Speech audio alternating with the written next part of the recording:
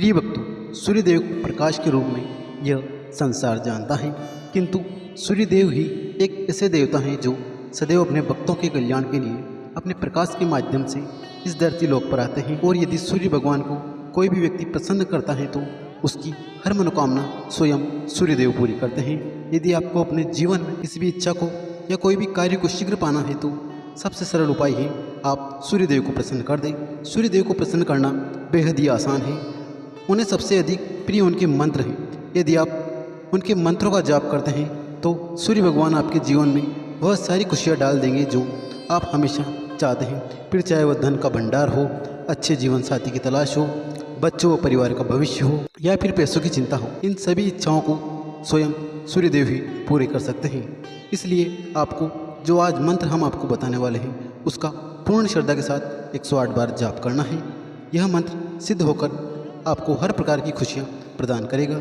यदि आप इस मंत्र का जाप करने में असमर्थ हैं तो आप इस मंत्र को अपने मोबाइल फ़ोन पर चलाकर 108 बार पूरा श्रवण अवश्य करें। और प्रिय भक्तों, यदि आप सूर्यदेव का आशीर्वाद प्राप्त करना चाहते हैं तो हमारे इस वीडियो को एक दिल से लाइक करके, हमारे चैनल संस्कारी सीनू को सब्सक्राइब करके कमेंट में जय सूर्यदेव अवश्य लिखें, जिससे सूर्यदेव के चरणों में आप सभी भक्तों की हाजिरी लग जाएगी। तो प्रिय भक्तों, मंत्र कुछ इस प्रकार। ॐ आदित्याय विद्महे दिवाकराय धीमहि तन्नो सूर्याय प्रचोदयात्। ॐ आदित्याय विद्महे दिवाकराय धीमहि तन्नो सूर्याय प्रचोदयात्। ॐ आदित्याय विद्महे दिवाकराय धीमहि तन्नो सूर्याय प्रचोदयात्। ॐ आदित्याय विद्महे दिवाकराय धीमहि तन्नो सूर्याय प्रचोदयात्। ॐ आदित्याय विद्महे दिवाकराय धीमहि तन्नो सूर्याय प्रचोदयात्। ॐ आदित्याय विद्महे दिवाकराय धीमहि तन्नो सूर्याय प्रचोदयात्। ॐ आदित्याय विद्महे दिवाकराय धीमहि तन्नो सूर्याय प्रचोदयात्। ॐ आदित्याय विद्महे दिवाकराय धीमहि तन्नो सूर्याय प्रचोदयात्। ॐ आदित्याय विद्महे दिवाकराय धीमहि तन्नो सूर्याय प्रचोदयात्। ॐ आदित्याय विद्महे दिवाकराय धीमहि तन्नो सूर्याय प्रचोदयात्। ॐ आदित्याय विद्महे दिवाकराय धीमहि तन्नो सूर्याय प्रचोदयात्। ॐ आदित्याय विद्महे दिवाकराय धीमहि तन्नो सूर्याय प्रचोदयात्। ॐ आदित्याय विद्महे दिवाकराय धीमहि तन्नो सूर्याय प्रचोदयात्। ॐ आदित्याय विद्महे दिवाकराय धीमहि तन्नो सूर्याय प्रचोदयात्। ॐ आदित्याय विद्महे दिवाकराय धीमहि तन्नो सूर्याय प्रचोदयात्। ॐ आदित्याय विद्महे दिवाकराय धीमहि तन्नो सूर्याय प्रचोदयात्। ॐ आदित्याय विद्महे दिवाकराय धीमहि तन्नो सूर्याय प्रचोदयात्। ॐ आदित्याय विद्महे दिवाकराय धीमहि तन्नो सूर्याय प्रचोदयात्। ॐ आदित्याय विद्महे दिवाकराय धीमहि तन्नो सूर्याय प्रचोदयात्। ॐ आदित्याय विद्महे दिवाकराय धीमहि तन्नो सूर्याय प्रचोदयात्। ॐ आदित्याय विद्महे दिवाकराय धीमहि तन्नो सूर्याय प्रचोदयात्। ॐ आदित्याय विद्महे दिवाकराय धीमहि तन्नो सूर्याय प्रचोदयात्। ॐ आदित्याय विद्महे दिवाकराय धीमहि तन्नो सूर्याय प्रचोदयात्। ॐ आदित्याय विद्महे दिवाकराय धीमहि तन्नो सूर्याय प्रचोदयात्। ॐ आदित्याय विद्महे दिवाकराय धीमहि तन्नो सूर्याय प्रचोदयात्। ॐ आदित्याय विद्महे दिवाकराय धीमहि तन्नो सूर्याय प्रचोदयात्। ॐ आदित्याय विद्महे दिवाकराय धीमहि तन्नो सूर्याय प्रचोदयात्। ॐ आदित्याय विद्महे दिवाकराय धीमहि तन्नो सूर्याय प्रचोदयात्। ॐ आदित्याय विद्महे दिवाकराय धीमहि तन्नो सूर्याय प्रचोदयात्। ॐ आदित्याय विद्महे दिवाकराय धीमहि तन्नो सूर्याय प्रचोदयात्। ॐ आदित्याय विद्महे दिवाकराय धीमहि तन्नो सूर्याय प्रचोदयात्।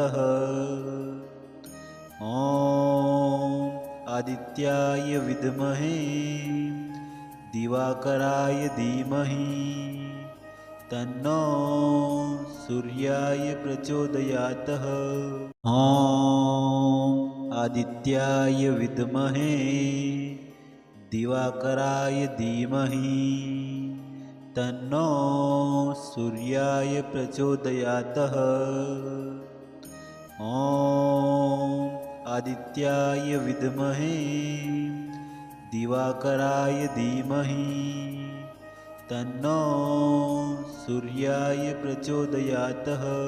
ॐ आदित्याय विद्महे दिवाकराय धीमहि तन्नो सूर्याय प्रचोदयात्। ॐ आदित्याय विद्महे दिवाकराय धीमहि तन्नो सूर्याय प्रचोदयात्। ॐ आदित्याय विद्महे दिवाकराय धीमहि तन्नो सूर्याय प्रचोदयात्। ॐ आदित्याय विद्महे दिवाकराय धीमहि तन्नो सूर्याय प्रचोदयात्। ॐ आदित्याय विद्महे दिवाकराय धीमहि तन्नो सूर्याय प्रचोदयात्। ॐ आदित्याय विद्महे दिवाकराय धीमहि तन्नो सूर्याय प्रचोदयात्। ॐ आदित्याय विद्महे दिवाकराय धीमहि तन्नो सूर्याय प्रचोदयात्।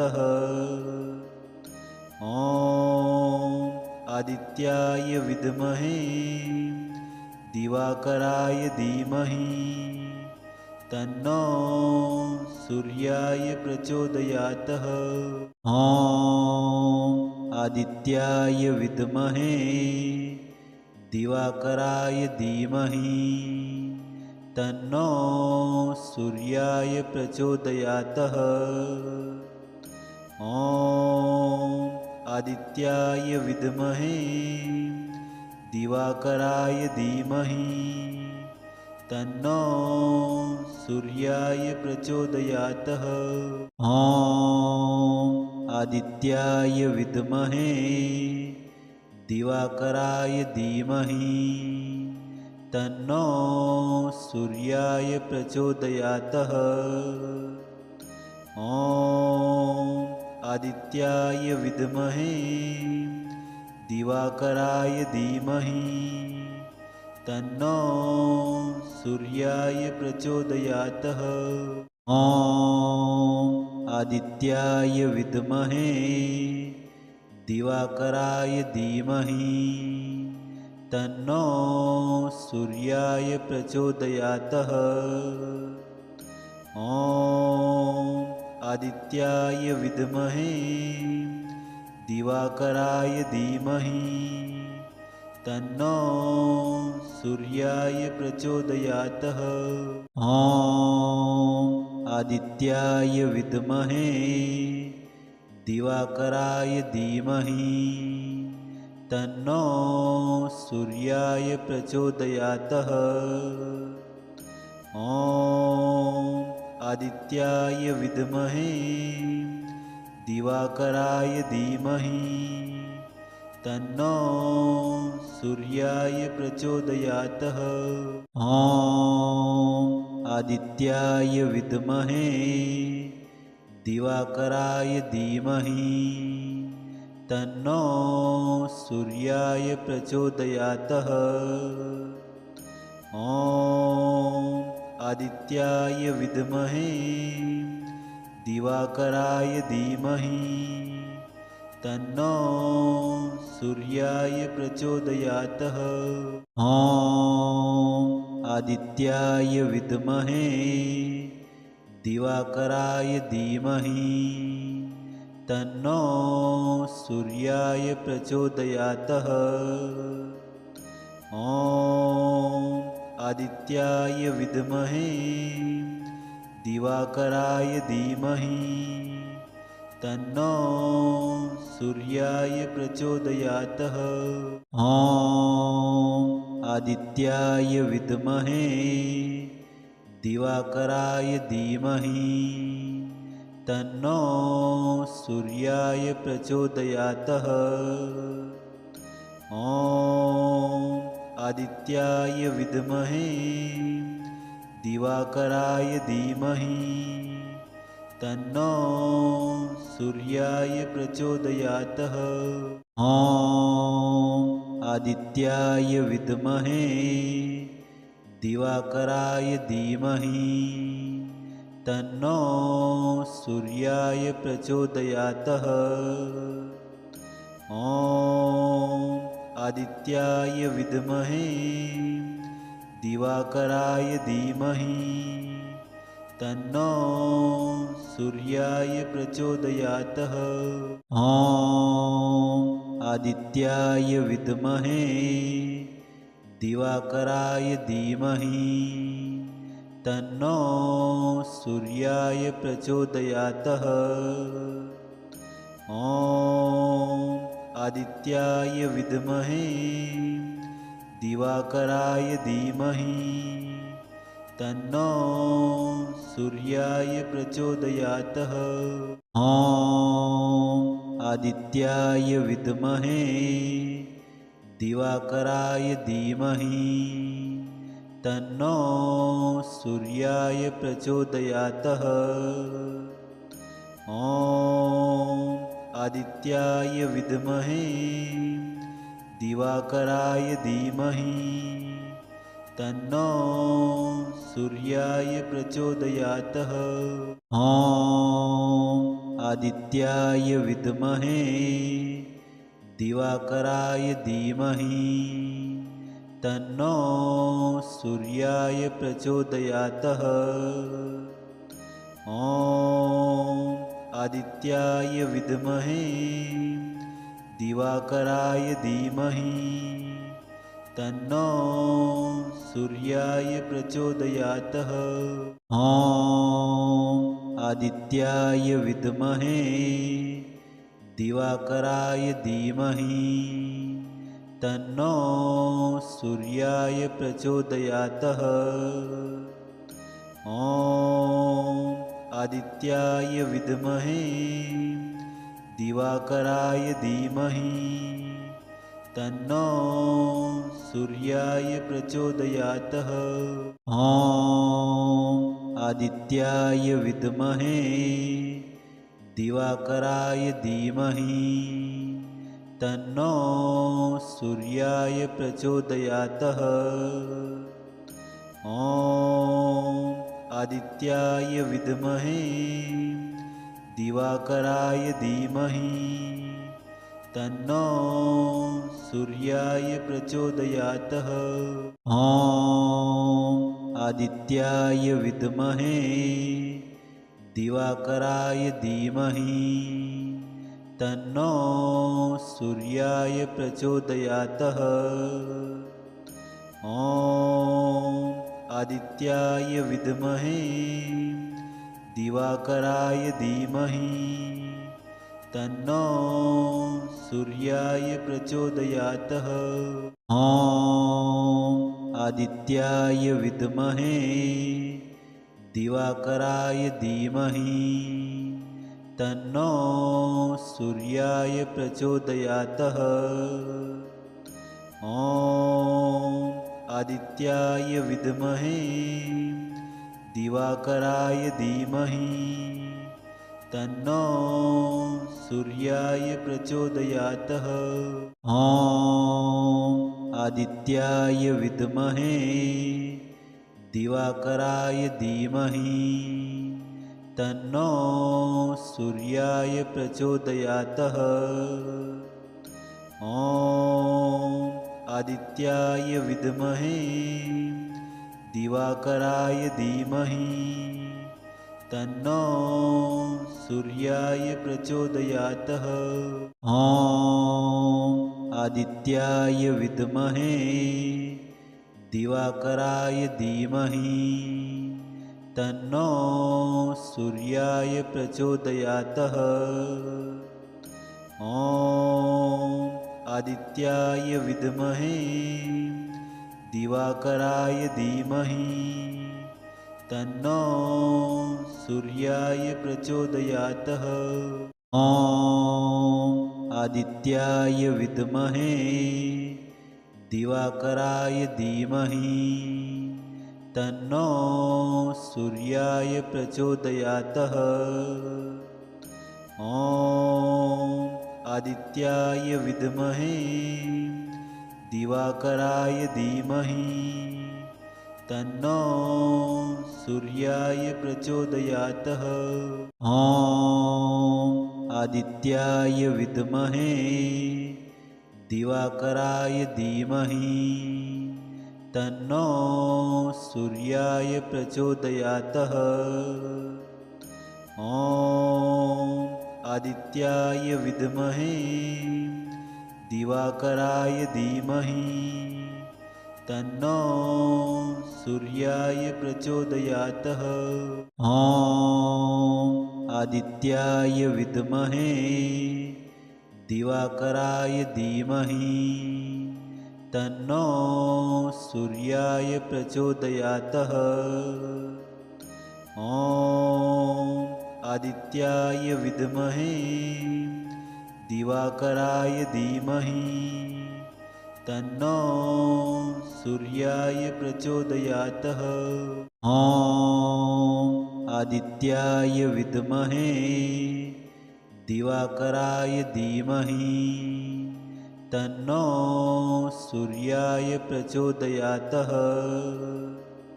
ॐ आदित्याय विद्महे दिवाकराय धीमहि तन्नो सूर्याय प्रचोदयात्। ॐ आदित्याय विद्महे दिवाकराय धीमहि तन्नो सूर्याय प्रचोदयात्।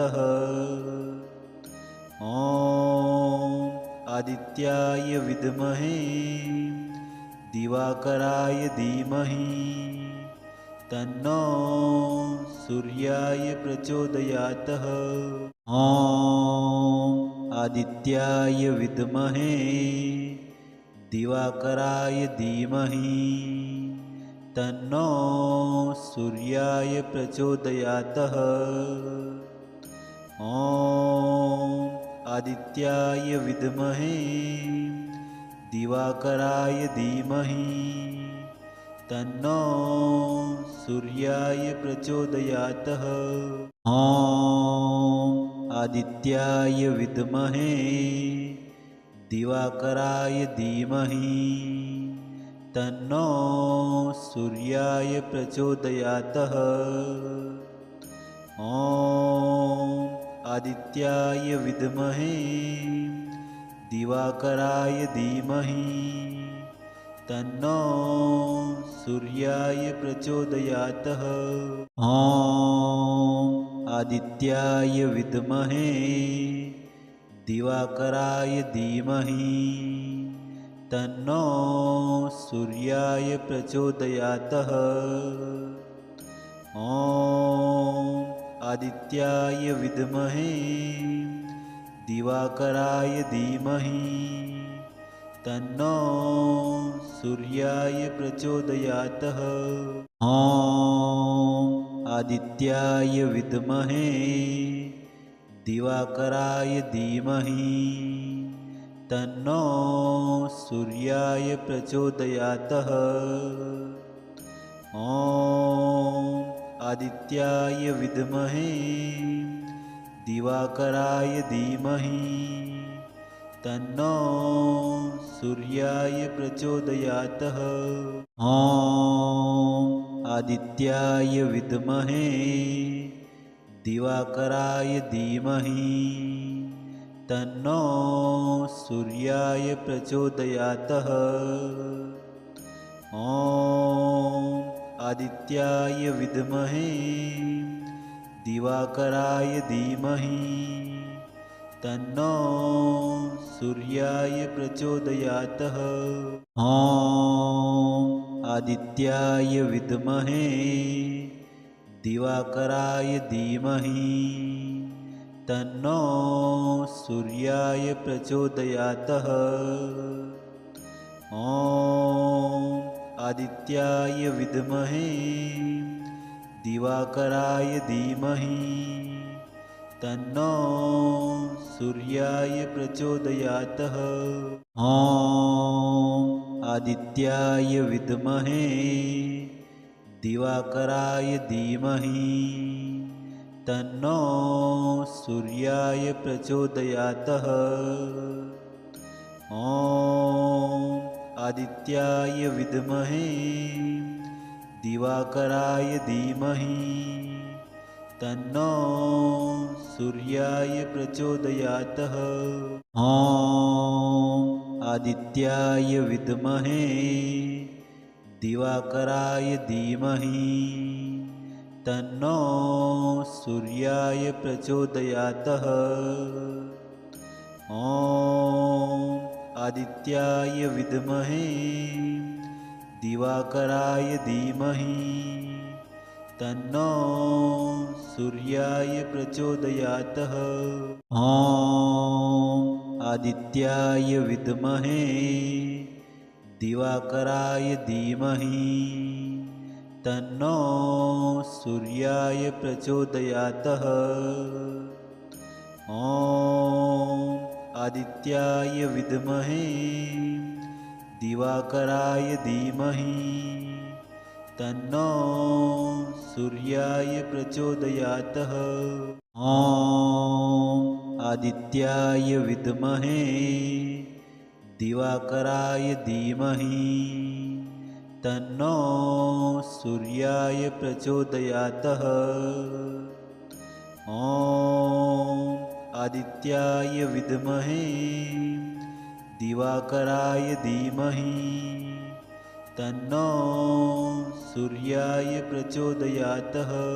ॐ आदित्याय विद्महे दिवाकराय धीमहि तन्नो सूर्याय प्रचोदयातः। ॐ आदित्याय विद्महे दिवाकराय धीमहि तन्नो सूर्याय प्रचोदयातः। ॐ आदित्याय विद्महे दिवाकराय धीमहि तन्नो सूर्याय प्रचोदयातः। ॐ आदित्याय विद्महे दिवाकराय धीमहि तन्नो सूर्याय प्रचोदयातः। ॐ आदित्याय विद्महे दिवाकराय धीमहि तन्नो सूर्याय प्रचोदयातः। ॐ आदित्याय विद्महे दिवाकराय धीमहि तन्नो सूर्याय प्रचोदयातः। ॐ आदित्याय विद्महे दिवाकराय धीमहि तन्नो सूर्याय प्रचोदयातः।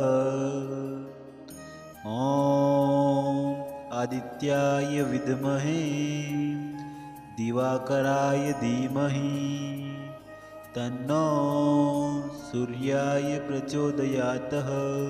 ॐ आदित्याय विद्महे दिवाकराय धीमहि तन्नो सूर्याय प्रचोदयातः।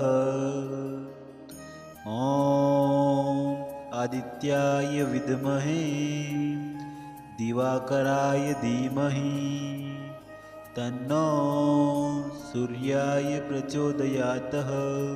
ॐ आदित्याय विद्महे दिवाकराय धीमहि तन्नो सूर्याय प्रचोदयातः। ॐ आदित्याय विद्महे दिवाकराय धीमहि तन्नो सूर्याय प्रचोदयातः। ॐ आदित्याय विद्महे दिवाकराय धीमहि तन्नो सूर्याय प्रचोदयातः। ॐ आदित्याय विद्महे दिवाकराय धीमहि तन्नो सूर्याय प्रचोदयात् ॐ आदित्याय विद्महे दिवाकराय धीमहि तन्नो सूर्याय प्रचोदयात् ॐ आदित्याय विद्महे दिवाकराय धीमहि तन्नो सूर्याय प्रचोदयात् ॐ आदित्याय विद्महे दिवाकराय धीमहि तन्नो सूर्याय प्रचोदयात् ॐ आदित्याय विद्महे दिवाकराय धीमहि तन्नो सूर्याय प्रचोदयात्